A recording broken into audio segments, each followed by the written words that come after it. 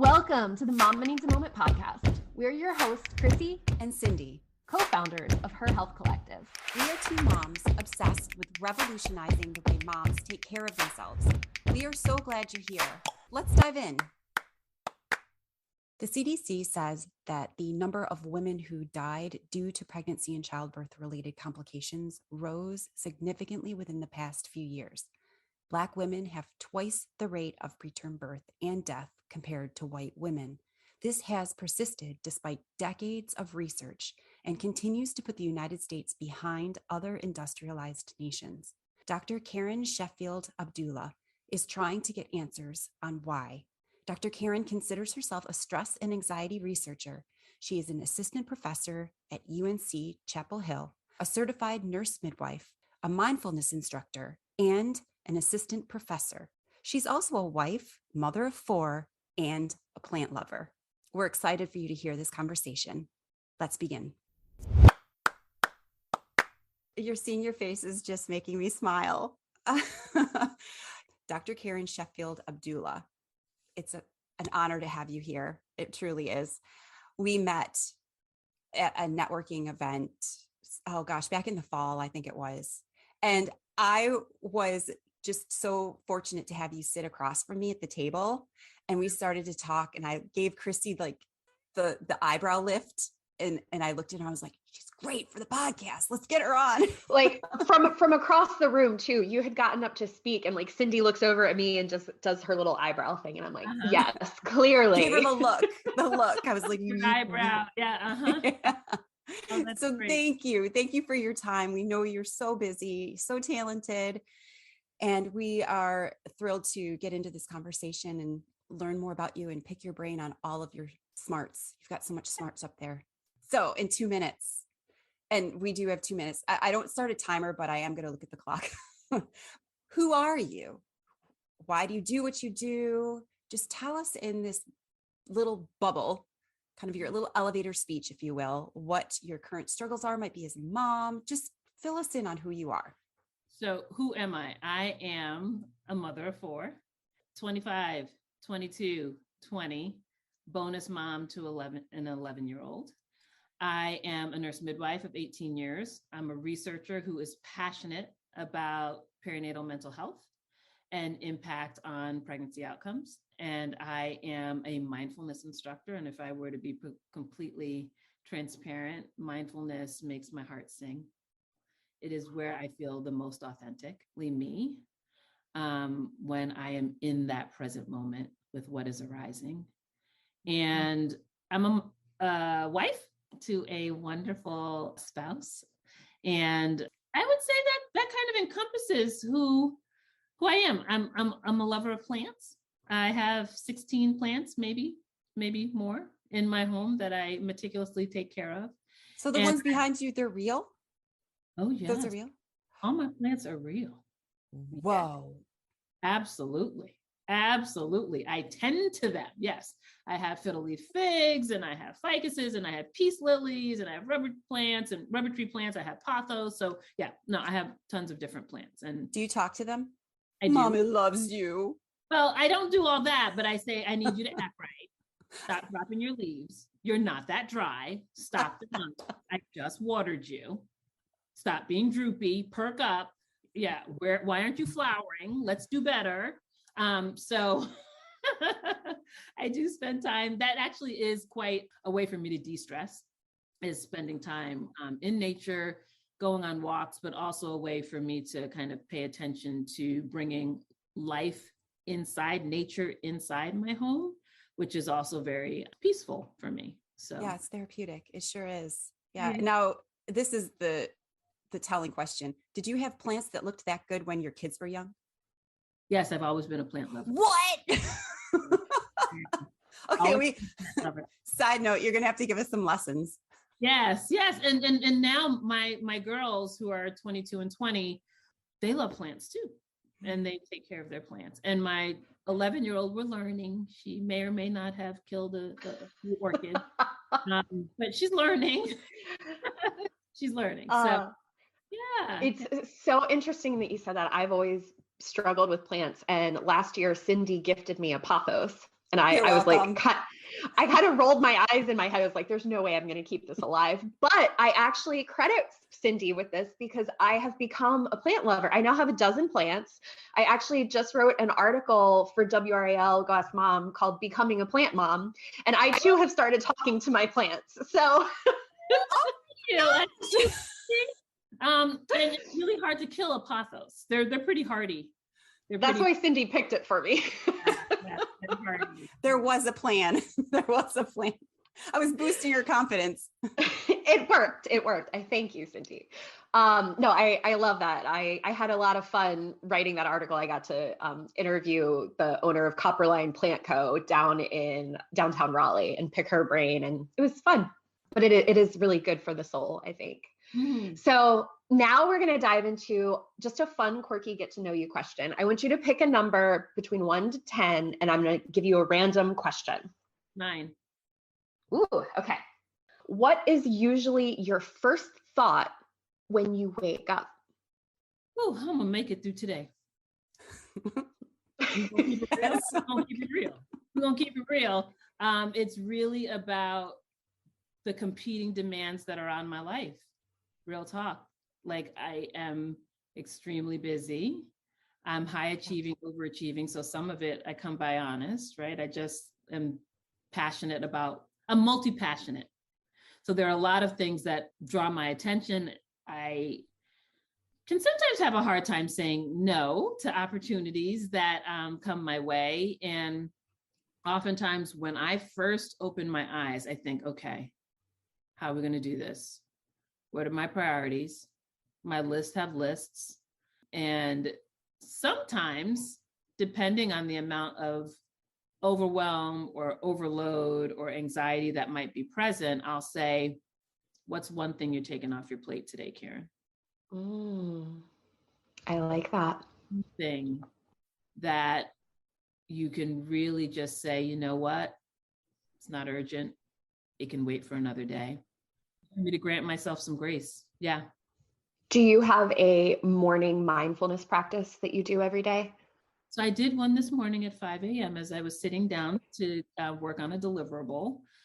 And I really enjoy a loving kindness meditation. So, and I don't know if you're familiar with that, but with a loving kindness meditation, it's really about extending well wishes or setting the intention for ourselves, for others, and really for myself, which can be hard for us to do. A lot of times people are very, it's easier for them to extend well wishes and well intentions for other people, loved ones, the community, on a regional level, state level, nationwide, globally, can we extend well wishes, well intentions, but for ourselves, sometimes it's a little bit harder. And so I actually, on my social media yesterday, did a mindfulness, loving kindness meditation where I said, today is a new day. I will not overthink. I embrace the abundance that this day has to give to me. I think the other part of it was like, and I accept that I am enough. In fact, I'm more than enough. Oh, I love that. I could do that every morning. I could listen to that every morning. Did you say you had it recorded someplace? Yeah, follow me on social media. Yeah. I'm on all the socials. Trying my hand at TikTok. I'm on Instagram. I'm on LinkedIn. I'm on Twitter. What's your handle? My handle on TikTok. So I have 2. One is Dr. Karen, and the other one is Being Dr. Karen. So there's a difference between the 2. Being Dr. Karen is really more about the mindfulness, like me on my mindfulness journey. I've been a practitioner of mindfulness for over a decade, as well as a mindfulness instructor. But really, as a mindfulness instructor, and as we know with mindfulness and with meditation, we are both teacher and student lifelong. Each meditation is as if it's new, because it is. It's a moment we haven't experienced before, or will we experience again. And then on Twitter, I'm Sheffield PhD. And on LinkedIn, I'm just Karen Sheffield-Abdullah. And on TikTok, the Dr. Karen is really about addressing, it's more like real talk with Dr. Karen, things that we don't talk about, that especially within Black and Brown communities, that I want to elevate. Let's normalize conversations surrounding mental health. Let's normalize conversations. The one that has 16,000 views right now is one about perimenopause. And talking about all that folks don't want to talk about, which is the insomnia, the irritability, the joint pain, the muscle pain, the anxiety, the depression, the brain fog, the dry hair, the dry skin, the decreased libido. Like, I was just breaking it down. Like, here is, oh my gosh, that's so funny. Right? Everybody like, check. Right. That's what they were saying. They're like, I got everything you just said. Right. Like, that's me. And I said, and we're struggling, y'all. So let's have a conversation. Let's talk about it. Why is this something that we don't talk about? We're all over here suffering in silence with night sweats, taking off our clothes in the middle of the night. Piles of clothes at the side of the bed, just soaking wet. Right. Yes. So that one has kind of taken off. And then now I'm navigating how to keep up with all of the comments. So yeah, that's delightful. Thanks for sharing that. For me, and this morning, that was what was here. Just taking a moment to settle in, dial down the noise. And there's so much. There is so much, right? In fact, as a researcher, I was interviewing a participant surrounding anxiety. And when she started listing off all of what was going on, she ended with, "It's crowded up here." It's crowded. Yes. It's crowded in our head, right? There's so many things that are going on that we're filtering through in order to be able to show up in whatever space we're showing up in, right? So, and in doing that, I try to do it authentically as who I am at the intersections of race-related stress, gender-related stress, being a mom, being a researcher, being a mindfulness instructor, being a wife. How do I show up and still authentically be who I am? And I think as we get older, we recognize, and I'm okay with it, if you like it or not, right? Like, this is who I am. And it's so important to be authentically us. And it's so hard at the same time. Absolutely. Because there's outside forces telling us that we have to be something different in order to be loved, in order to be accepted, in order to be deemed beautiful, and blah, blah, blah, blah, blah. When we were here and made us for that a reason. Well, you actually just went back through all of your who you are. Well, we can sit and listen to someone provide a brief synopsis of their life, put it in this, little bubble. We know that in reality, life doesn't fit into a pretty box. And there's so many peaks and valleys. What life events, whether they've been personal, historical, cultural, etc., have had the most significant impact on you, as well as the trajectory of your life and the decisions you've made to become the person and mother you are today? Sentinel event in my life certainly was the birth of my second child, who was delivered by a nurse midwife. First was delivered by a physician, second delivered by a nurse midwife, third unplanned home birth. So I have the full range, right, of birth experiences here in terms of where you can deliver and with what type of provider. And I will say that after the birth of my second child, who was delivered by a nurse midwife, things kind of opened up for me. And certainly I think that both models serve their purposes. One isn't better than the other. It's just which one resonates with the way that you want to experience your birth experience, right? So I, after the birth of my second child, decided, I want to become a doula. And so I became a doula. And then I realized I was wanting to nudge the midwife out of the way and do the delivery. And so I decided to go back to school and become a nurse midwife. So I don't know if I had mentioned that I actually have a bachelor's in physics. I was a math minor. I worked as a chemist for many years, looking at the purity and potency of novel drug compounds at a pharmaceutical company. And then after the birth of my second child, decided to quit my job, and we moved into a 3-bedroom apartment with our 2 children. And I went back for an accelerated 3-year master's at Yale University, where I became a nurse midwife. And 2 weeks after I found out that I was accepted to Yale, I found out that I was pregnant with my 3rd child. I was like, what? Oh, excuse me. Right. So I called Yale and I said, hey, I'm going to be showing up 7 months pregnant. And they said, you can defer for a year. That would be fine. And I said, ain't nothing going to be easier with a toddler. So I said, I'm coming. And they said, we'll see you in August. And so I came. 2 months into the program, I was contracting in class. And having contractions, not Braxton Hicks, but just like the baby's coming. Prodromal labor across the last couple of weeks where I would contract and then it would stop. And then I contract and it would stop and I would contract. And I was just like, huh. So when I was in class, I was like, this is nothing. I'm just contracting. And then I went home and I called my midwife and I said, they're like every 3 to 4 minutes or so. She was like, you're talking through them. Go ahead and get in the shower. Okay. So I got in the shower and I lit my candle. And I'm not somebody who's typically I go inward during contractions. And so I have like a mantra or I have like something that I repeat to myself. And I go very much inward. And so she just heard me just say there every 3 to 4 minutes. And she's like, so get in the shower. And then I stayed in the shower for about an hour. And when I came out, my water broke.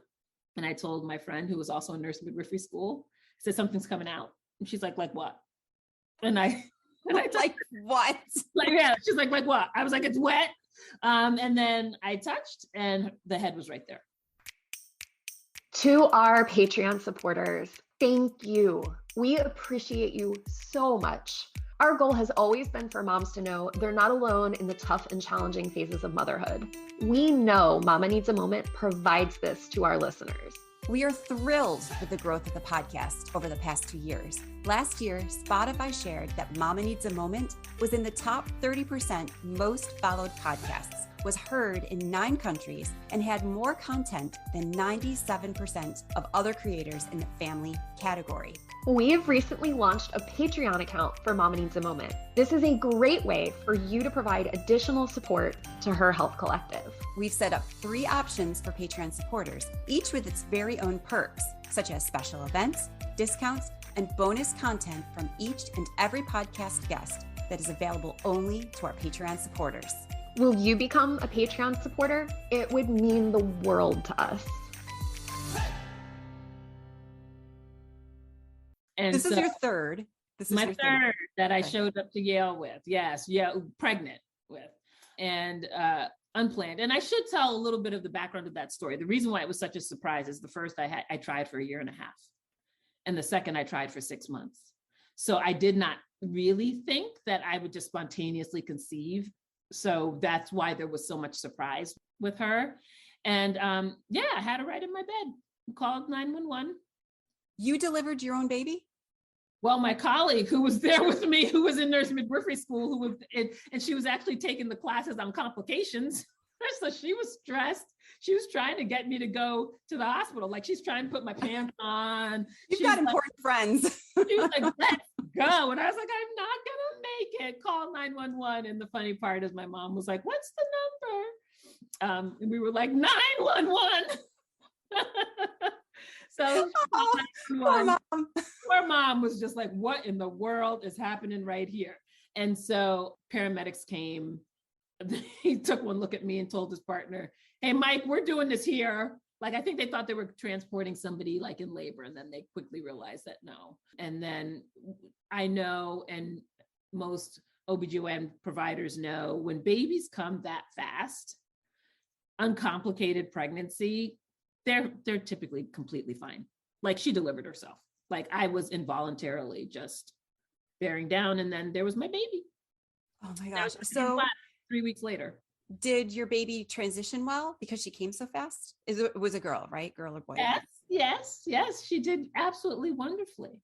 I just looked at her. I was like, did this really just happen? Like, she was at the bottom of the bed before they put her up on my chest, and I'm looking at her, and she's like, breathing, puffing and puffing. And I was like, I think I just had my baby in my bed. Like, what? Like, I'm a nurse midwife, but I am a hospital-based nurse midwife, even though I support home birth, but I had not thought that I would have my own home birth. And that, TMI, they were like, so, you want to deliver the placenta. I was like, I'm not delivering another thing. Leave everything right where it is. And they transported me to the hospital. And my midwife was like, what happened? I said, you told me to get in the shower. It's all your fault. Right. And she was like, I told you to call me back. But of course, I didn't hear anything else. I heard get in the shower. And that's what I did. And so anyway, all that to say, she's now 20 and just doing swimmingly, straight A student, biochemistry major, women and gender study minor, off now in Amsterdam doing a semester abroad, just spent 2 weeks in Morocco on vacation. Just amazing, just amazing. Wow. So yeah. Oh. Yeah. Ironically, you had an unplanned home birth and I had a planned home birth. And we had a big blow up tub in our dining room and delivered our daughter in the water. It was so peaceful, and I had a midwife. Yes. So it was a beautiful experience. And then our second child was delivered in a birth center. And I asked about whether your daughter transitioned well, because my daughter came into the world and did not transition well because she was born so quickly. And so we had some complications there, but it can happen for sure, because sometimes they don't get it all squeezed out as they're coming through the birth canal, because they came through the birth canal so fast, and then stuff just kind of hangs out in their lungs, and they have a little bit of harder time like working all of that out. So yeah. So that more difficult transition. Absolutely. Are you still delivering babies now? I'm not. Now I'm a professor, an assistant professor at UNC Chapel Hill School of Nursing, and doing research. But I was practicing up until just a few years ago in the outpatient setting, not doing deliveries. And so I was the director of my own nurse midwifery practice from 2005 to 2009. And I was on call 24/7 for 2 years and on call 50/50 for 2 years. And I quickly kind of burnt out because I really felt like for those individuals who were selecting to have a nurse midwife, I wanted to be there for them. But that meant that I missed a lot of Christmases. I missed a lot of soccer games. I missed a lot of birthdays and Thanksgiving and family gatherings. And truthfully, babies don't come out between 9 and 5. And that is my preference. And it's because they come out typically 2 a.m., 3 a.m., and I'm racing through Connecticut snow to get to the hospital for the delivery. For me, I stopped doing deliveries and was seeing patients mostly in the office once I moved here to North Carolina. Yeah. As you were talking about your daughter, the pride that you feel is just so apparent. It was very beautiful to see. I love seeing the relationship, especially between mother and daughter as the daughter gets older. It's a beautiful thing. I'm lucky. I've got a 25-year-old son who's more introverted and kind of a little bit more to himself, but a gentle giant, 6'4", and the sweetest person you'll ever meet. Just the sweetest heart. And he just loves me up and has been there for me through some of the lowest moments of my life. But he's much more quiet. My 22-year-old and 20-year-old, they're like my aces. They're like, wherever I'm going, they're going. So we love to go to the beach. We may or may not have gotten floor seats to see Beyonce. And I saw that. They want to be with me. They're like, Mom, let's turn up. And I'm like, we are there, right? So like I had that relationship with them that like they wanted to spend time with me. And I just absolutely love who they have become. And they just, I just love them. But not only do I love them, I like them. I really, really like them. They're just amazing. And then my 11-year-old, she's a sweetheart. She's an absolute sweetheart. And it's been a joy. That is huge. And that's beautiful. I think that's a really big sentiment. I remember in college, my best friend's mom said, she said it jokingly to my best friend, but she's like, I love you, but I don't always have to like you. So it's true. There's a difference between liking and loving our children. She was joking. I should clarify that. But that's a very beautiful. Kind of kidding, not kidding. No. There is, right? Like I can say that at 20 and 22, 16, 15, 13. Come on now. That was some work. That was work. I was like, you did what now? Like, why would you, wait, you have a school project due tomorrow? And we don't have the poster board. We don't have the pipe cleaners. We don't have the pump. Like, we don't have like all of the things that we've talked about all the time about making sure that I understand what your assignments are, when things are due, and like preparing and then not being prepared and then staying up till 11 o'clock and midnight, getting it done. with that? I appreciate the honesty. Thank you for throwing that last little blurb in there. I'm going to switch gears a little bit.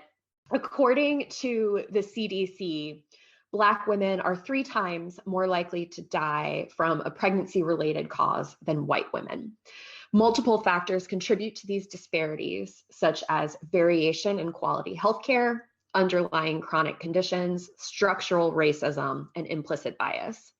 This is a statistic we've seen shared more and more, thankfully, in the past couple of years. But unfortunately, the painful reality of a systemic issue like racism can sometimes be more easily ignored when all we talk about are statistics and numbers.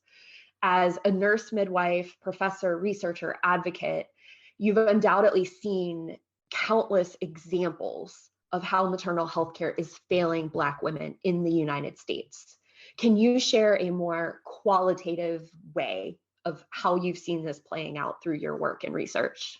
Absolutely. So I'm a mixed methods researcher, meaning that I pair both the quantitative, if we think about kind of measures and tools and surveys and all that, with the qualitative, which is the interviews, focus groups, speaking with the individuals with the lived experience. And so pairing those two, I think that they, for instance, in my formative work with Black birthing people and women, and you'll hear me use those terms a little bit interchangeably, but the idea is that I recognize that not all individuals who give birth identify as women or identify as mothers. So just wanting to put that out there right at the beginning. Yeah, thank you for that. Yes. Yeah, but recognizing that in my formative work, where I actually ask the fundamental question of Black perinatal individuals, when I say the word stress, what comes to mind? Nobody had actually asked that question qualitatively of Black birthing individuals through the conceptual lens by which I look at my work, utilizing something called Superwoman schema. Superwoman schema is a conceptual framework that basically says that there are certain historical and sociocultural perspectives that have happened in this country that have caused African-American or Black women to take on certain characteristics. There are 5 hallmark characteristics: emotional suppression, determination to succeed despite limited resources, maintaining a stoic exterior, the caregiver role, and resistance to being vulnerable. So with those 5 characteristics, when we ask the question of, when I say the word stress, what comes to mind? What was interesting is that they said anxiety. They said overloaded. They said overwhelmed. And I don't know if I mentioned this at the beginning, but I consider myself to be a stress and anxiety researcher. I think we study depression quite a bit. I don't think we study anxiety nearly enough. And what we do know is that during pregnancy, anxiety is actually more prevalent. And we know that oftentimes anxiety and depression can be comorbid or go together, but not everyone who is anxious is also depressed. While many individuals who are depressed are also anxious, not everybody who is anxious is depressed. And so really wanting to get at the core of understanding what stress meant for this community, and then asking the fundamental questions, is there anything uniquely stressful about being pregnant? And they told me. And then I said, is there anything uniquely stressful about being Black and pregnant? And they told me. And then I asked them things like, have you ever heard of the word mindfulness? How do you take care of yourself? If I were to develop a culturally tailored, person-centered, trauma-sensitive, mindfulness-based intervention targeting your stress and anxiety during pregnancy, what would you want to see in it? What would make it jazzy? What would make you come? Because I'm wanting to address stress, which we know is a contributor to preterm birth, adverse pregnancy outcomes, low birth weight, and anxiety, which we know is a contributor to preterm birth and low birth weight or adverse pregnancy outcomes. What is it that we have not elucidated yet over the past 4 decades that have caused Black women to continue to have these abysmal outcomes? In addition to maternal morbidity and mortality, thinking about our pregnancy outcomes in specifically. And so what is there at its core across the life course? So if we think about stress across the life course, cumulative stress over time, something called the weathering hypothesis by Arlene Geronimus. think about weathering, right? When something is rained on over and over and over and over and over again, it starts to wear and tear. Thinking about something called allostatic load by Bruce McEwen, who's a stress researcher as well. Stressor after stressor after stressor after stressor. And what are those stressors? They told me it could be finances, it could be family, it could be caregiving, it could be job. All of these stressors take their toll. And so if we just think about stress coming in, how does that manifest in the body? What is the physiologic changes? Stress activates cortisol levels. What is the impact on the unborn fetus? What is the impact on our health? Why is the Black community, why are Black women disproportionately impacted by stress-related health conditions? Like cardiometabolic disease, like hypertension, like stroke. And how does that thereby impact our mortality during pregnancy? If we have pre-existing comorbid conditions and now we're pregnant and we have the added stress and mental health concerns, might we begin to really paint a realistic picture that brings in the context of the lived experience of Black individuals during pregnancy? And when they talked about what's uniquely stressful about being Black and pregnant, it's things like judgments and assumptions made by others about my inherent right to reproduce. Oh, there's another Black woman, she's probably on Medicaid, she probably can't afford to have children. One individual said that she went to go pay for her groceries and they said, so you're paying with your food stamps? And she's like, I don't qualify for food stamps.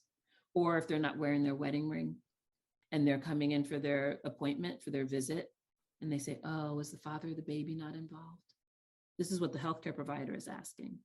And she's saying, oh, my husband's at work. But what difference does it make?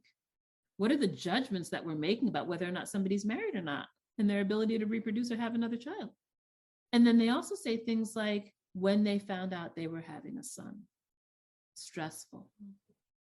The conversations that are going to have to be navigated.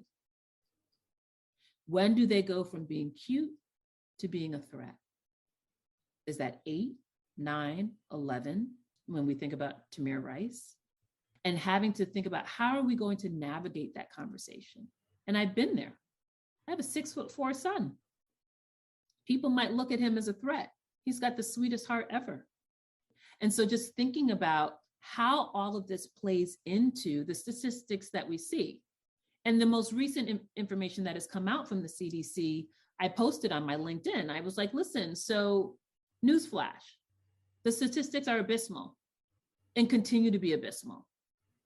This is not new. I think it's important for us to know the data, but I'm about solutions. What are we doing to affect real change at a systemic, systematic, institutional, interpersonal level? And it's not about implicit bias training for healthcare providers. I feel strongly about that because you can have them do a training, but that doesn't mean that they change the way they practice. We all have our own biases, but how do we show up and provide culturally humble care? A lot of times you hear culturally competent care. I don't know that we can ever be competent in another's culture, but I can be humble enough to understand how might I best provide care for you during this pregnancy? What do I need to know? And normalizing the conversation surrounding mental health. Questions that we ask all individuals. So it's not just about, oh, well, are you feeling anxious or depressed?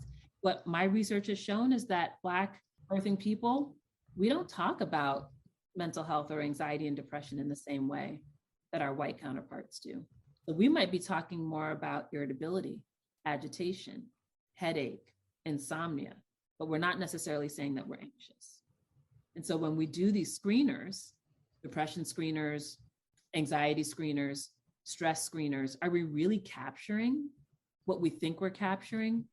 And screeners are really just meant to be a jumping off point to have a deeper conversation. But as healthcare providers, we need to be comfortable with having the conversation. Getting comfortable with being uncomfortable. As nurse midwives, we're fine with that, right? There's lots of times during the birth process where there are uncomfortable moments. We can sit with that. At least I know I can. And so navigating those conversations in meaningful ways where we normalize it. I just want to draw attention to something you just said, because I think it was so powerful. I mean, everything you said was very powerful, but you specifically said that it's not competent care, that we need to be humble. And I just feel like everyone should sit with that for a minute and really think about that, because that's saying a lot. You can never be competent in another person's culture. And it doesn't matter how many books you read. It doesn't matter how many documentaries you watch or how many friends you have or conversations you have. There's never going to be the same degree of understanding. But to be humble in approaching those people and those individuals and those stories, that opens it up in a whole different way. That was a very powerful statement. And I just wanted to draw attention to that again, because I think that has a lot of layers of meaning to it. I said it to be silly at the beginning of the episode, but Dr. Karen does have a lot of smarts. She's a wealth of knowledge in many areas, and she's also really fun to talk to. When we wrapped up this episode, we were discussing how important it is to ask fundamental questions and provide culturally humble care to others. Our conversation continues next week with Dr. Karen when we discuss the importance of midwives and how our healthcare system would or would not benefit from having more midwives in the maternity care workforce, and how the passing of a certain piece of legislation will benefit her research. Dr. Karen also goes into more depth about her research findings and her goals of developing successful models of women's healthcare that incorporate stress management, ultimately leading to highly beneficial outcomes for Black women in America. Here are our 3 takeaways from this episode with Dr. Karen Sheffield-Abdullah. Number 1, there are often events that occur in our lives that are pivotal.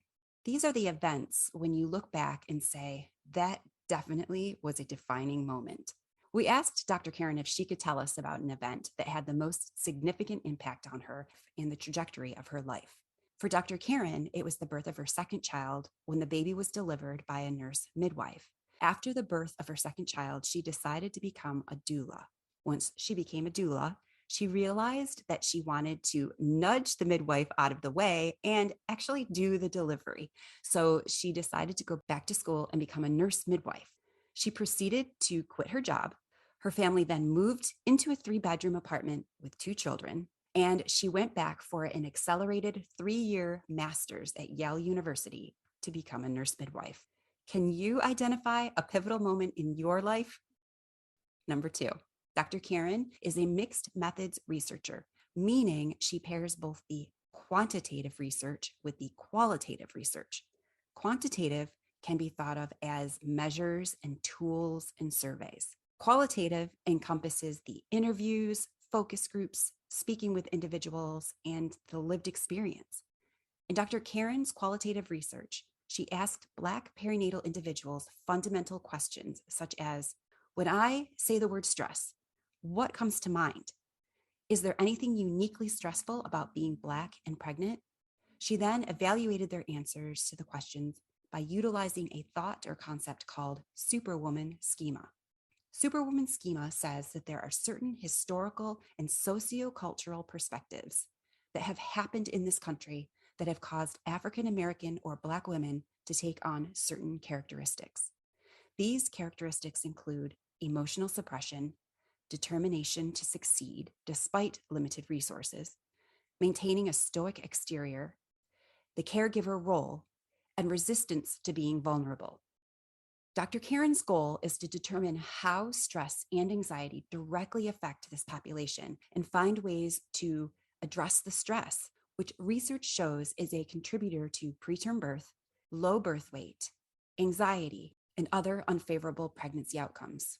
Number 3, considering the knowledge of what stress does in the body with the question of why is the Black community and Black women disproportionately impacted by stress-related health conditions, we need to look at cumulative stress across the lifespan and what's uniquely stressful about being Black and pregnant.